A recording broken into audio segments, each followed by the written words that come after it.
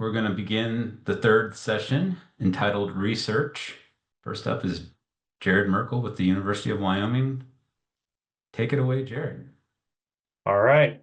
Well, thanks everyone. This has been great. Thanks for WMI and the team that's organizing this. I think it's going great and making a lot of great connections. So today what I'm going to present to you is a very preliminary analysis that's part of a broader project that Luke Wild's talk is a part of, Ben Robb's talk, which is next. That's basically assessing and telling the story of all the great work that's going on in the upper green. And so this is just part of that. And just want to give kudos to Kurt Smith, who's done all the analyses and basically has been working on this project so far. He's just a brand new dad, and so I'm taking the presentation for him. So congrats, Kurt, and happy to do this for you. Another thing you've probably heard some of the stuff that my team is helping with. Just so you all know, I work with the Wyoming Migration Initiative and with Working Lands for Wildlife, which is within NRCS, and I'm kind of the science advisor to the Migratory Big Game Initiative. And so with all these entities, we're providing science and tools to help with the great fence work you all are doing. Okay, so what I'm going to talk about today a little bit is how animals are navigating fences. And the way I like to get this started often is just to say, like, even in the GYE, where we think of like, low human impact, blah, blah, blah, there's 16,000 miles of fence in the elk ranges of the Greater Yellowstone. And, a lot of the groups, there's big variation, but if you can imagine maybe like 6 or so groups in the GYE, we're only doing about 10 to 30 miles of improvement per group per year. And so we have to prioritize. We got to be able to figure out like where are the best places to put our funding. And then going into that upper green area, we have this bit of a result where it's like we can detect with GPS collar data about 40% of the encounters with fences, we see animals changing their behavior at some scale. And so what we try to do in this kind of first step in assessing how all the changes in the upper green have unfolded is just to understand, even if fences are nearly all wildlife friendlier, how many are these ungulate species willing to deal with during migration? And are there thresholds of too many fences? And this kind of gives us kind of an anchoring of what we're looking for with our modification efforts. And so Luke mentioned this, but we've compiled all the great fence modification and fence data in the upper green. There's a number of different entities that have shared their data with us. And then there's also the whole team that has done the GPS collar monitoring. And so kudos to everybody. Thanks for partnering with us on these projects or these analyses. So the first one I want to show you is basically a route selection analysis. So we looked at the route that I'm going to mainly show you pronghorn results that they took during migration, and then we compared it to some other random routes around it. And then we basically calculated the mean crossing rate for that route, so the number of crosses per mile moved along the route, and then the mean fence density, so number of miles of fence per square mile along those routes. And basically what we find is animals, as the crossing rate of the routes increases, selection of those routes decreases, so they start avoiding. And then if you get to a route where it's on average a little less than one cross of a fence per mile, pronghorn are avoiding those quite strongly. And so that just gives you an idea. If like pronghorn are having to deal with a fence every mile across an entire migration route, they're avoiding those routes very strongly. And you can also see this just with the distribution of the used routes in gray. Most of them, they're only crossing a fence like every 2 miles on average. Whereas the available places they could be going, they're crossing more like 1 per mile. And so pretty clear effect there in pronghorn. Then if we look at fence density, what we see again as fence density, average fence density of a route increases, selection decreases. And then we see this strong threshold at about 2 miles of fence per square mile. That's an average across the whole route. Pronghorn are avoiding those very strongly. And so the same kind of distribution here, you don't have to look at that. But pretty strong results here with pronghorn and selection for their migration route. We don't see this strong of effect with deer. This is much stronger with pronghorn here. Okay, then what we did is we dug in a little farther and broke the migration in a route into little segments of about half mile, 1 mile, and then 2.5 mile segments, and then looked at both of those like crosses per mile and then fence density at those different scales. And what's interesting here is if you look at this graph here, so this is crossing rate, so fences per mile, and then this is just the relative frequency of all those segments along a bunch of the pronghorn migrations. What we see here is the vast majority of pronghorn segments, they're only crossing a fence like 1 or 2 fences every 2, 3, 4 miles. But there are some segments, about 3 to 4% of segments, where they're actually crossing nearly two fences per mile. So this kind of tells us like they're willing to do a little of that, but it's only about 3% of their migration where they're actually willing to go more than about 1 to 2 fences per mile. And then this is what the fence density looks like. So there's a lot of variation here, but we see is generally these segments have fence densities less than about 3 miles per square, 3 miles of fence per square mile. Above that, it's pretty rare for pronghorn to be going through areas with more density of fences than that. And then remember, we did these different segments. If we bump this up to the 2.5 mile segment, the main thing I want to show you is this little bump goes away. And so what that tells us, this little bump of those high density areas, what that tells us that pronghorn are only interested in going in through these high density areas for like little half mile or 1 mile segments. But once that gets bigger segments, they're not willing to go through that high density for too far. And so we're playing with these numbers a little bit to try to figure out like how far or how much they're willing to go through those higher density areas. Okay, so I hope I've shown you real quick with some preliminary analyses that we're leveraging some of the best fence data and GPS collar data sets in this area. So kudos to the people to answer some useful questions with respect to assessing the impact of all the modification, but also learning a bit more about thresholds and what those animals are actually willing to deal with. And just to give you like a little summary of those results again, pronghorn are strongly avoiding migration routes with an average of more than about 1 fence crossing per mile and over 2 miles of fence per square mile. So anything above that, they're avoiding them pretty strongly. And then if we go into the smaller segments, again, the vast majority of pronghorn and mule deer migration segments have only a crossing every 2 miles. And then a few of them have some crossings of like 1 to 2 crossings per mile, very small percentage. So with that, coming back to this and thinking about prioritization, my vision is actually to use these results at some point to help these decisions, like what species is it that use this fence? Are there other fences around it with this kind of density? What are the other fences around it and how permeable they are already? So with that, thanks for all the people partnering with us on these analyses, and thanks for your time. Thanks so much, Jerod. Really appreciate it. I think we got time for one question. I see Scott Bergen with his hand raised. Go ahead, Scott. Yeah, good morning, Jerod. Really, really great stuff. Kind of focus a little bit more on the Gigliotti fence data that you had, and if you can describe that, and then its availability. I see a lot in Idaho, and so that's kind of we have some trouble with just the basic fencing and identifying that and everything, as you know.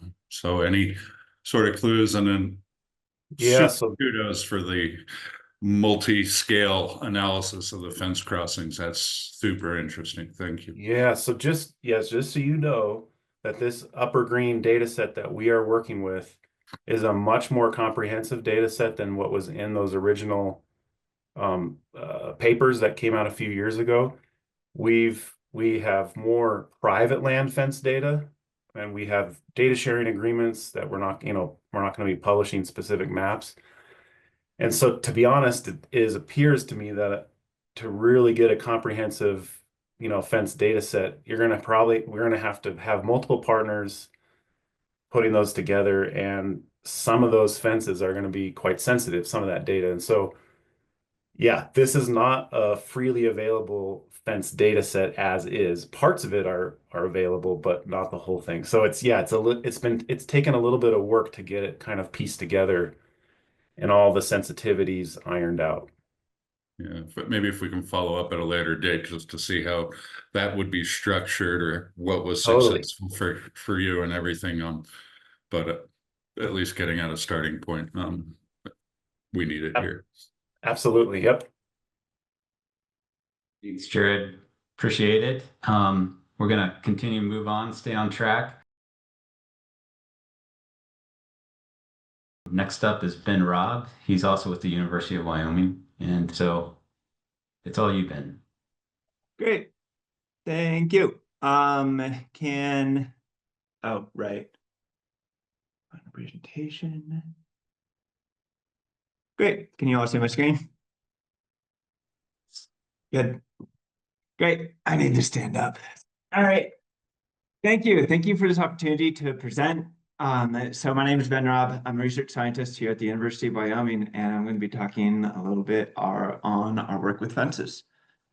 So this is a very basic introduction, and it hinges on 2 points that have already been very nicely articulated throughout the summit. And that first, there's a lot of fences out there. In fact, in the Western United States, the farthest you can get from a fence is just 45 kilometers.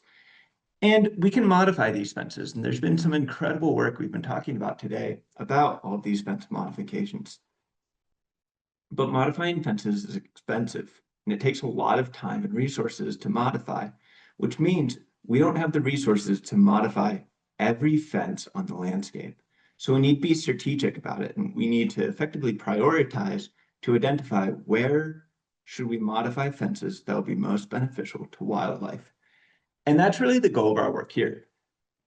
We're trying to develop a toolkit and effectively a metric that can help prioritize fence modifications and identify where we should modify fences that will be most beneficial to wildlife. So we're developing a metric. And with this metric, there's really 2 things we're trying to do here. And at first, what we're trying to do is we want to develop a metric that can just tell us and quantify the barrier effect of these fences, so we can quantify how severe different barriers are to wildlife movement. But we're also looking for a metric of success, by which I mean, when we modify fences, we usually report how many miles of fences have been converted to be wildlife friendlier. And with this metric, our hope is we can also develop a tool that can tell us, after modifying these fences, how beneficial has it been to wildlife? So we can also report not just the miles of fences that we've converted, but we can also put in biological units how beneficial these fence conversions have been for wildlife. So our approach, for those familiar with Wenjing Zhu's work, we're effectively doing a simplified BABA analysis developed by Wenjing, where what we're doing is we're leveraging GPS collar data.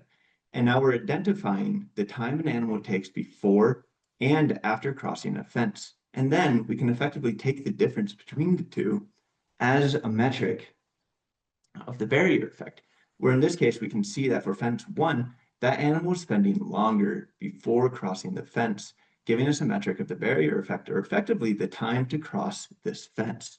And now we can use this to test and see how effective it is at prioritizing for fence modifications. So our study, we're focused on the Upper Green River Basin, and this is thanks to our collaborators and some of the incredible work that we've been talking about today, and all of the fencing, mapping, inventorying, and conversions that have been going on. And our GPS data, for now, this is a preliminary analysis, so we'll be using data from the ungulate migrations of the West for mule deer and for pronghorn. And so our analysis, there's really 2 questions I'm going to be talking about today. First, we want to see, does our metric identify types of fences? In other words, does our metric reflect what we know on the ground about different types of fences? Or in particular, we know that woven wire or sheep fencing is often the least permeable to wildlife movement compared to smooth, barbed, wildlife-friendly designs. But we want to see if our metric reflects this, what we know on the ground. And so our analysis here, what I put up is the 4 different types of fences that we can differentiate. And now we're looking at mule deer on the left and pronghorn on the right. And the x-axis here is the barrier effect, or the time to cross. So the farther from 0 means the greater the barrier effect. And now we can pull up the distributions of every time an animal approaches a fence and the type of fence. And then in magenta is the average and the confidence intervals of how long it takes these animals to cross. And for mule deer, what we see is actually a lot of overlap between these 4 types of fences. But for pronghorn, what we see, there's an overlap between barbed and barbed smooth fences. But we do see for woven wire fencing that on average, it takes pronghorn longer to cross.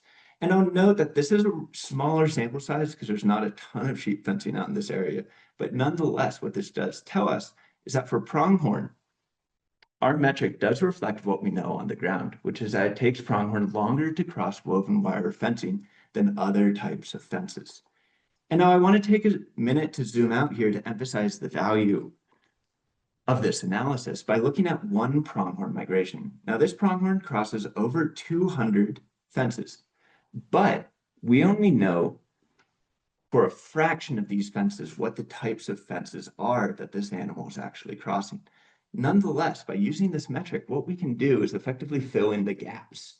And even without knowing the types of fences out there, we can still leverage this GPS data to tell us where this animal takes longest to cross to make recommendations or prioritizations of where to consider modifying fences to help improve connectivity. And so now our second analysis, we're asking about modifications here. And we want to know, does our metric reflect what we know about fence modifications? So this is a paired design. Thank you, Andrew. Well, what we're doing is we're taking a before and after design of after modification. So we're only using fences where we know there have been modifications and where there's been animals that have approached before and after modification. Where expectation is if our metric is reliable, then we should see a decrease, or it should be faster for animals to cross these fences. And I need to give a strong caveat here that this is very preliminary work, so please take this with a shaker of salt. But what we see is before and after on the x-axis, and our y-axis is the barrier effect. And what we do see, there's a little bit of an effect for pronghorn.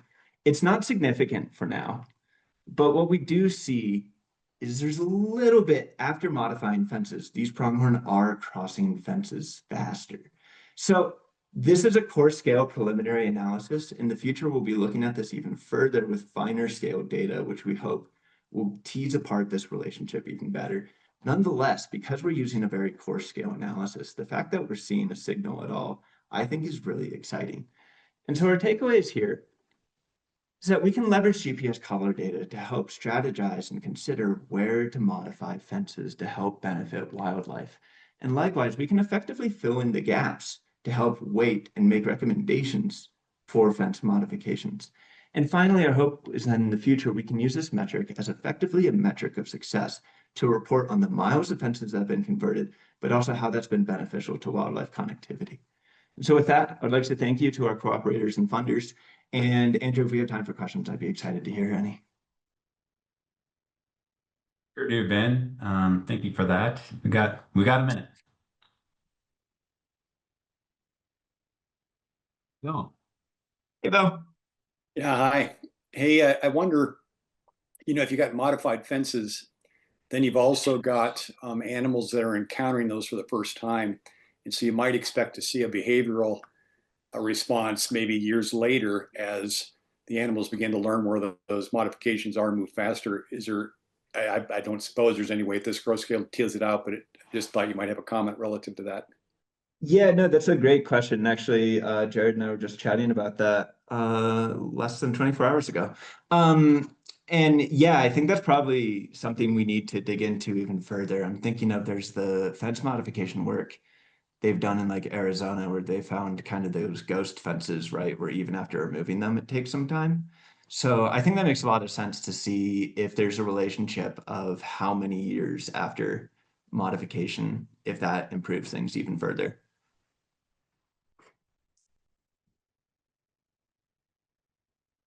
Thanks, Ben.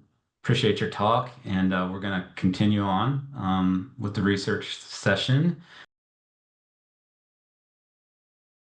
Next is Jessie Shapiro, also with the University of Wyoming. Take it away, Jessie. Thanks. Oh, hang on one sec. Okay, can you see my screen okay? Okay, perfect. Yeah, I'm Jessie Shapiro. Thanks for having me here today. I'm a research scientist with the University of Wyoming in Dr. Jerod Merkle's lab, and I'll be talking about mapping and prioritizing fences for Wyoming for wildlife conservation. So one challenge to managing fences for wildlife is simply just knowing where they are in the landscape. Most of the time, this data is scattered across systems and organizations in different formats. Maybe it exists as a shapefile on someone's local computer or as a KML or a CSV in an email link. And in many cases, fences just haven't even been mapped at all. And so having this data scattered across systems or just missing entirely makes it really hard for us to answer some basic questions like, where are the fences? How are they affecting wildlife movement? And where should we be focusing our efforts to make the most impact? So to help address this, we've built a system that helps collect, organize, and prioritize fencing data for Wyoming. And so today I'm going to walk through exactly how we're collecting fencing data in the field, how we're organizing it centrally, and then how we're using it to guide conservation priorities. But first, I wanted to provide this high-level overview of our fencing system so you can see how all the pieces fit together, and then I'll talk about each of the components in a little bit more detail. So the system first starts with a centralized database. This acts as the hub for all of our fencing data. Next, we have field crews mapping out fences using our mobile data collection app. This information is then uploaded in real time and stored in our fencing database, capturing the location, attributes, photos, etc., collected from the field. Occasionally, we'll have to ingest external data sources. So for instance, if we start working with a new partner that has some historic fencing data, we have workflows to easily append and clean this fencing data so that it can be standardized into this database. And then the last piece of our system is our visualization tool, which you've heard a little bit about today. This is our fence prioritization tool. It's linked directly to our fencing database, and it allows decision makers to just visualize where to make fences friendlier for wildlife. So that's our system in a nutshell. A little bit more about our data collection process. We're using a product developed and maintained by Esri. It's called ArcGIS Field Maps. ArcGIS Field Maps is a really great tool for data collection because it allows you to view maps offline. So in areas of no cell service, you can collect spatial features, you can collect photos. And in addition to that, all of this is password protected, so we get to control who's editing and who's updating this fencing data. And so in our mobile app, we're interested in collecting several different spatial features. The first being fence features. So these are points representing cattle guards, gates, or natural barriers. We also take opportunistic points when we observe wildlife interacting with the fence, such as carcass, scat, hair, or tracks. Obviously, we want to be mapping out those fence lines. So these are linear line features representing fences. And then we collect a ton of attributes, such as project urgency, how accessible is this fence, what material is it, how many wires. And then lastly is range improvements. So this is just anything related to water management. So again, everything we're collecting in this mobile app is being stored in this fencing database. This database is password protected, so only authorized users can gain access to it. And what's really cool about this is that we've set it up so that access can be customized depending on who's using it and what they need to see. So for example, we can limit views based on whether the data falls on public land versus private land, or maybe we need to filter access for a specific user based on the Wyoming Game and Fish region that they're working out of. So that way people are really only seeing the data that's actually relevant to them and to their work. Here's just a quick look at what's in this database as far as fence lines goes. As you can see, we've been able to centralize a lot of this information, whether it's from our ongoing field mapping efforts on the ground, or maybe it's data provided to us by partners. But as you can see, there's still a lot of large gaps in our data set. So we're hoping to just continue expanding our system to other regions of Wyoming. So to actually help guide decision-making with all this fencing data that we've collected and that we're storing in our database, we built a fence prioritization tool. This tool is password protected, so only authorized users are able to gain access to it. In addition to that, access is also granted based on the specific Wyoming Game and Fish region that you're working out of. But for those that do have access, you're able to visualize where to make fences friendlier for wildlife. And we do this by taking several key GIS layers. That includes the fencing data from our fencing database, big game collar data, habitat features, land administration, and really any other relevant GIS layer. And then by overlaying all these together, it can provide us with some metrics that describe how animals are interacting with the fence lines, such as if they're successfully crossing the fence or failing to cross a fence. And then in addition to that, we can get some information about the surrounding habitat features of each fence. So here I'm just going to do a quick little demonstration of what this web tool looks like. In this example here, I'm going to filter down the fence data set based on where GPS collared mule deer are crossing fences. And then I'm just going to show you some more options. I'll filter down further to fences that actually fall on public lands. And then once I change the color symbology in the upper right-hand corner there, based on the mule deer crossing metric, you can see that it's a lot easier for us to see exactly where we should be prioritizing those fence modification efforts with the focus of mule deer crossings. And so by layering all this information, it becomes a lot clearer to us where we should be focusing our efforts. Looking forward, we're hoping to just continue to develop out this tool so it can be more readily applied to any area with available fencing data and with available movement data. I wanted to take a second and thank all of our partners for contributing to this project. Without their knowledge and expertise, this work just wouldn't even be possible. Especially a huge shout out to the group up in Cody, including the Wyoming Game and Fish, Beyond Yellowstone Living Lab, the Absorka Fence Initiative. They were really the ones that had spearheaded this effort and got us to a point where we can start expanding our fencing database and system to other regions in Wyoming. And with that, I have a few links here. I can put them in the chat as well. If you want to learn more about the fencing system, that's this first link, and then about our research group. And with that, I'll take questions. Thanks, Jessie. That's awesome. There's a couple of different questions with hands raised. There's also some in the comments. I'm going to take them as I saw them. The first one's from Aaron, and I think you answered this. Could the inventory prioritization tool be shared in other states still operating within the GYE? Yeah, I think that's kind of the vision at some point, is to expand this to other states now that we have like a standardized way of collecting this fencing data. And with the way that we set up this database, yeah, that's definitely possible. Yep.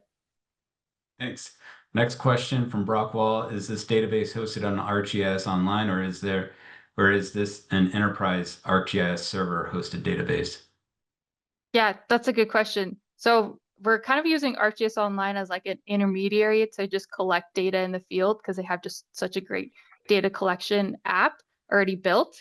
So why reinvent the wheel? And then we have a pipeline that we store it all in a Postgres database at UW. And that's where we can get, those more customized permissions. Great. Time for one more question. Thad. Yeah, thanks, Jessica. This is really intriguing information. I'm with the Powder River Fence Initiative in Northeast Wyoming. I didn't see much data collection up in that part of the country. I'm also with the BLM, so just wondered, should I reach out to you and see about getting some of that BLM data? We've done some of that, figuring out 4-wire, 5-wire, woven wire information. being able to get that uploaded, and then also utilizing that tool, would we be able to get those apps and continue to gather data with our fence initiative to apply back to this? Yeah, please, yeah, reach out to myself and also Jerod Merkle in case we have to put together any data sharing agreements. But yeah, I think my email's in the chat there, but yeah, feel free to just email me afterwards. Thanks everyone for your interest, and obviously thanks Jessie for your presentation. We're going to move on. Next up is Kristin Barker. She's with the Beyond Yellowstone Living Lab and the Stone Center for Environmental Stewardship at UC Berkeley. All you, Kristin. Right, see if I can do the screen share right the first time. Did I get it? Yeah, cool. All right. So yep, as Andrew said, I'm with the Beyond Yellowstone Living Lab. I really need to get these controls out of the way so I can see what I'm doing here. So we are a research collaborative. We do applied conservation research. Right now we're mostly based in Cody. So it's a collaboration between University of Wyoming, Wyoming Game and Fish, and the Stone Center at UC Berkeley, but we don't typically use the word Berkeley when we talk to folks in Wyoming. So we do a lot, but our fence work, the way we sort of do it is we go big and we go home. So we've got a couple of different related but separate fence initiatives that we're working on right now. Our sort of go big is the Open Fence Project. This is using AI and aerial imagery to map fences remotely. And then our go home is our localized Absaroka Front fence inventory, where we're putting boots on the ground to map fences on the Absaroka Front around Cody. I figured folks would probably tell you a lot about the Absaroka Front fence inventory, and you've heard a fair amount about it, so I won't go into it too much. The data we're collecting is basically the same as what they're looking at in the upper green. And so I'll just give you an idea of sort of what's come out of that. So this is our boots on the ground fence mapping. We started this last summer in response to a lot of folks in the area telling me that they would like to know where the fences were, and not just where they are, but what the characteristics of those fences are, so that they can do their modification and removal projects. So last summer we hired a field crew of 4, so 1 crew lead, 3 techs, and they worked full-time for 10 weeks. And then we had some extra volunteer help, like from BHA. Kimmy Zamuda did some mapping, but the bulk of the work was done by 4 people in 10 weeks. Over that time, they censused about a 500 square mile area. They found noted locations of more than 1,000 braces and gates. And I just want to quickly touch on, they inventoried 155 fence miles, which doesn't seem like a lot, but they unmapped 315 miles of fences. So these are places like, mostly it was grazing pastures and allotments on the forest. So the Forest Service isn't sure where their fences are. So currently a lot of the fence maps that we have of fences on the forest are just the outlines of the boundaries of those grazing allotments and pastures. So a lot of time of boots on the ground was walking those boundaries and not finding any fences. So just want to highlight that going out and doing this takes time, and you can't always see the time that was taken when you look at those final maps. It cost about $100K for our first summer. We're doing it again this summer for closer to $75K. And our main funders last year were the Wildlife Fund and RMEF. So I'm happy to talk more about that sort of physical fence inventory that's being used to inform AFI's fence efforts and other local fence efforts. But I thought probably made more sense to talk to you guys mostly about our Open Fence project, since that hasn't obviously been touched on yet. So the Open Fence project is an effort to use AI and aerial imagery, and we are developing an open access large-scale fence database using this technology. So this is an international team. We've got ecologists, computer scientists, conservation practitioners. It's sort of the brainchild of Wenjing Xu. So she and I have been working to get this going for a few years now. I'll give you an idea of kind of the way it works. So to do this virtual mapping, we've got the landscape here. You'll probably recognize some of this. Get some random training and testing areas set out across the landscape to test or to train an algorithm that can map fences remotely. And we use two different types of data to do this. Of course, ground truthed surveyed field data, which can come from us and other partners. And then a lot of the data we've been using is manual annotation using really high resolution aerial imagery. So in the US, we have 60 centimeter NAPE imagery and 20 centimeter Bing imagery. And so there are, students in China manually annotating using these really fine scale data sources, and then we're able to train AI models using that. We then refine the models using some post-processing and validation cycles, and I'll show you a little bit about the outcomes here in a moment. Of course, there are limitations with this. The first one, tree cover, like you can't see under the trees. You're not going to be able to remotely map fences under the trees. We were trying to do some things of inferring fence lines, and it makes more sense for the model to just not even try. So we can map fences and rangelands really well, but to get under trees, we need boots on the ground or some smaller, more local stuff. And then data availability is another bit of a limitation. We need high resolution imagery and ground truth data, and we have those things, in this region, but as we work to expand the model, especially into other countries, it's going to require us to find some new imagery. So where we are right now is we completed phase 1, where we just developed and tested out the model to make sure that it worked and was feasible. We did this in Montana. And then once we had it sort of where we felt really comfortable with it, it seemed like it was going to work. And we felt good about it. We expanded it to the 11 Western US states. We did this recently, and the model has detected about a little over 1 million kilometers of fence lines across those states. And again, that's in rangelands. So like the really thickly forested Pacific Northwest, I don't know where those fences are. But this is just in kind of open areas. So this is where we are right now. We've got a pretty decent idea of where fences are in these 11 Western states.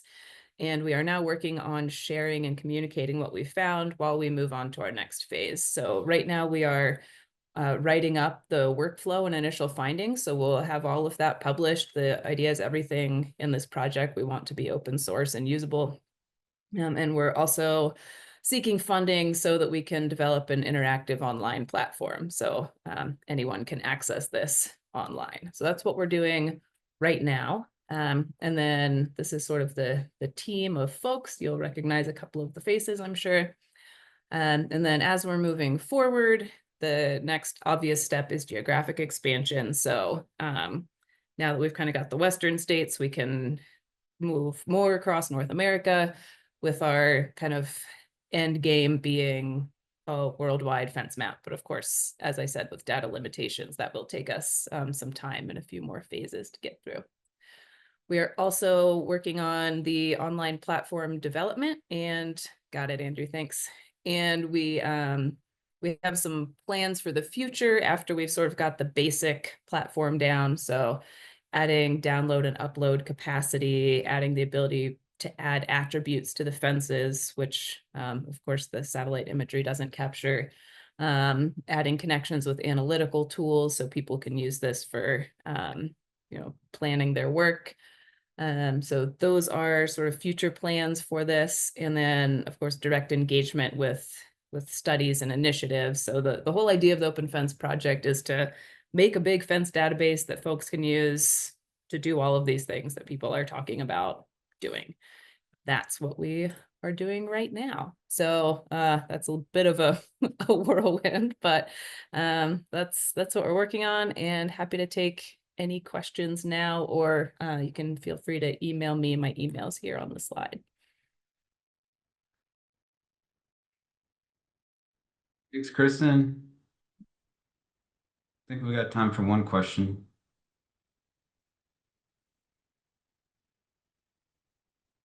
Not. you can track down Kristin later. I'll ask a question. This is a tough one, Kristin. So, like, Yeah. if all this AI stuff is growing, like folks that are mapping fences by hands, like, is there any prediction of like when we should quit that? Well, I think no. The way I'm looking at it is that AI can really help us reduce the energy and time that we spent. So the way that our physical fence mapping is helping us prioritize physical fence work now, I see that AI fence mapping is helping us prioritize more physical fence work. So the AI is probably not going to note like the location of every brace or like what type of gate there is. But it can help you see like, oh, here's where we should send the boots on the ground so that we don't spend all summer walking around in a place where there weren't fences to begin with.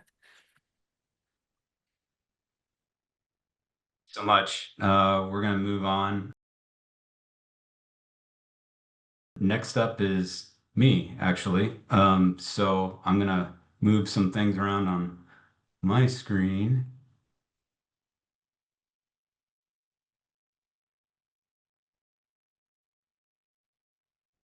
You all see, are we good?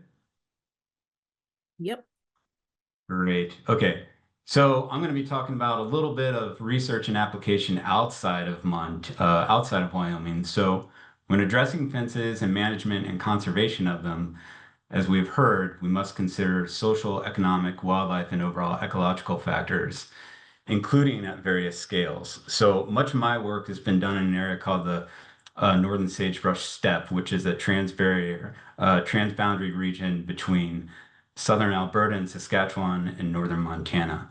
And it's a matrix of grassland, sagebrush, and cultivated lands. But still, there's long distance movements for many wildlife species, including pronghorn and greater sage grouse. So most of my talk is going to focus on that system, but I'll end with examples from 2 other jurisdictions. So a great way to set the stage is to show an animation. As we know, not all fences and their impacts are the same. Here is an animation of one pronghorn movement in northern sagebrush steppe to escape blizzard conditions, and the fences are mapped in gray.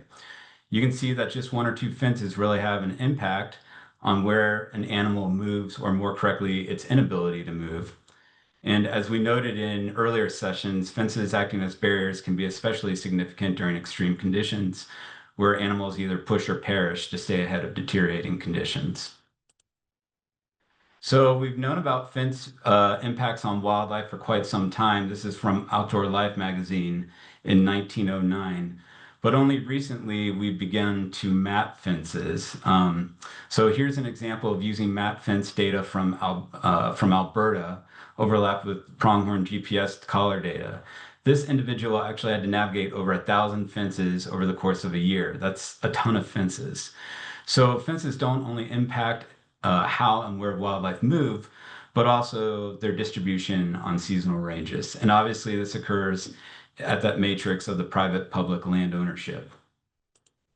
So what we need, and many people are working on it now, are modeling methods to map fence locations and fence densities. And so I show this. We did this across the Highline region of Montana, where model assumptions included land tenureship, land use, and roads. And the areas in yellow and orange are higher fence densities, and the areas of low fence densities are shown in pink and purple. And you'll note that the greater fence densities are along transportation corridors, where obviously there's greater densities of land ownership and linear infrastructure. So having both fence locations and densities are important in assessing fence effects on wildlife at multiple scales, and we've talked about that already. But products can help to both target specific improvements and assess fence impacts across the broader landscape. And to a point that maybe Jerod brought up earlier, we use pronghorn relocation. We were able to predict seasonal range use and survivorship across the northern sagebrush steppe with fences identified as an important parameter. So the takeaway from these 2 separate studies are that high quality habitats become inaccessible with increasing fences, and that survivorship was predicted to decline with increased fence densities. So fencing may not directly kill wildlife, though it certainly can, but maybe even more problematic are those indirect consequences or effects where there's depleted energy, changing behavior, and impeding access to wildlife, which are all important during the various times of the year, whether you're on summer or winter range or during the migratory period. So as we start thinking a little bit about solutions, many ungulates navigate fences at what we call these known crossing sites. And so we work to improve wildlife movements across a fence while ultimately ensuring that livestock stay in those appropriate pastures. And this work has been done a few years back, but we set up a series of studies to incrementally assess fence modifications and their specifications using a Baki design and remote cameras to test the success and how long it took animals to actually use modification using a cumulative incidence function. So I'm not going to go into all the details, but we evaluated over 2.5 million images over a 5-year period. These are the various fence modifications that we assessed. And importantly, these results have to be useful to both producers and to wildlife. And to that point on producers, we recorded livestock behaviors at fence panels both during the before and after periods. And though there were many failed attempts, we recorded only one calf during the entire study that actually crossed at an evaluated fence side, whether it be at a control, known crossing, or modification. And we actually don't even recommend the goat bar modification where that calf actually crossed. We also need to be cognizant of the fact that wildlife-friendlier fence designs must take into account all wildlife within the system and all crossing decisions. For example, we learned in our system that almost 50% of deer species crawl underneath fencing as opposed to jumping over when given a choice. And so for us, the ideal wildlife-friendlier fence design is just this, where you can note the bottom wire preferred height is 18 inches off the ground, and the preferred top wire height is 40 inches off the ground. Now I want to just give 2 really quick examples from colleagues in other jurisdictions. First, wildlife fence work in Nevada by Cody Schrader. So this example project is located within the TS Ranch area in northern Nevada. And the issue here was that migrating mule deer were being inhibited from trying to negotiate old woven wire, resulting in mule deer fawns getting tangled in the fence. And so through a cooperative agreement between Nevada Department of Wildlife, gold mines, and several volunteer groups, partners permanently removed 2.5 miles of poor quality range fence, and almost 2 miles of woven wire were replaced with wildlife-friendlier fence design. This map shows the completion of the fence improvement project at that TS Ranch just north of I-80. The red line indicates the removed fence. The green line indicates the fence that was replaced with a wildlife-friendlier design. But importantly, this implementation project was targeted through the use of movement analyses on mule deer relocation data. The orange and the purple polygons represent medium and high use migration routes for mule deer adjacent to I-80. And I'm going to end with a second example coming from the Idaho Fish and Game Department. So IDFG used utilization distributions of migratory elk and pronghorn to identify problem fences. The fence with the red arrow pointed at it is a woven wire fence that potentially impedes both elk and pronghorn movements and access to quality habitat. And so the Idaho Fish and Game Department developed this H-brace crossing system where they cut the woven wire fence and reattached this new H-brace system into the fence line. Note the identified specs and the placement consideration to promote movement of ungulates. They also expanded this H-brace system to include wildlife-friendlier gates. And it seems that the system is being used by multiple species. So here's an example of elk.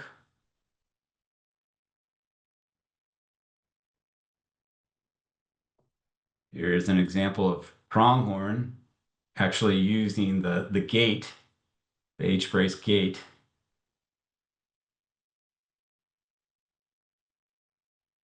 And we've even got moose using the H-braces.